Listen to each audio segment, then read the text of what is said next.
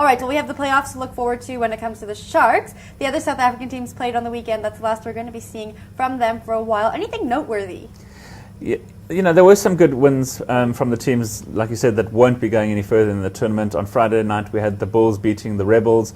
I predicted that game. I think everyone pretty much predicted that Bulls at altitude, at home, at Loftus, would be too strong for a Rebels team that's pretty much struggled the entire season. Right. So they got the business done, picked up the bonus point. They finished their tournament on a high. I think they'll still look back at their season and think, like, what if we let a few games slip, we didn't pick up the bonus points we perhaps should have. They're pretty awful on their overseas tour. So the Bulls have a lot of homework to do, if you like, ahead of the 2015 season. And then the Lions really, really impressed me. They were up against the Cheetahs. We talked about that being a wooden spoon match in the South African Conference. But the Lions actually had now won 60-25, I think it was, Rob, for their 7th victory of the season. I did on day one say that the Lions would lose more games than they'd win. I think they won 7, lost 9. So I was close.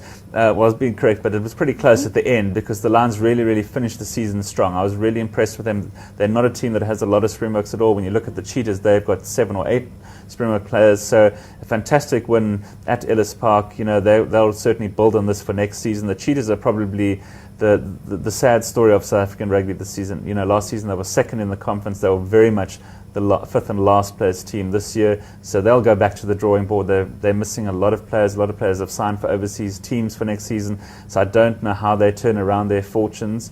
But overall, I would say a fairly good performance by the South African teams. They were all competitive. Last season with the Kings, we struggled a little, but we sort of gave away points to overseas teams, which we couldn't really afford. But every South African team was competitive at home, I think, this season. Not so great on the overseas tour. All right, Rob, and the Sharks played the Stormers on the weekend. Darren actually incorrectly predicted the outcome of that match. You thought the Stormers were going to win, but the Sharks took it. Why don't you take us through that game? Well, I got it wrong as well, Jen. I said that the Stormers might win it simply because they've been on a little bit of a golden run, a little bit after the fact, you might say, but nevertheless a good finish to the season for them up until this Sharks game. And the Sharks had come off, was it 2 derby defeats before the game, Garen? So huge pressure on the Sharks. And of course there was this, they had the extra cause to think about, which was this very outlandish possibility of winning by 35 points with a bonus point to then sneak into second. I don't think that ever sort of realistically entered the equation. I think the Sharks quite sensibly decided that they simply wanted to win. They simply wanted to get back on the horse, get back some winning ways so that they could then face up to the harsh reality of 3 potentially very tough knockout games ahead. And they achieved that goal.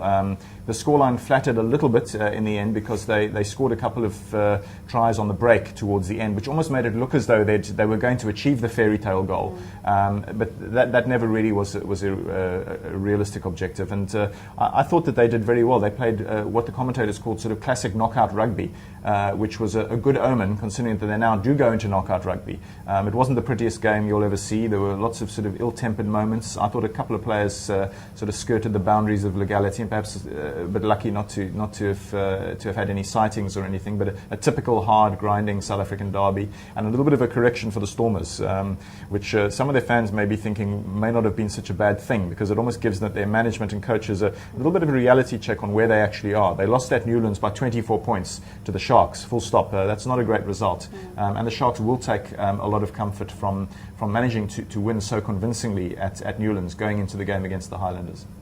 All right, guys, thank you for sitting down with me. We'll see you on Friday for your predictions going into those playoffs. Thanks, Jen. Thank you.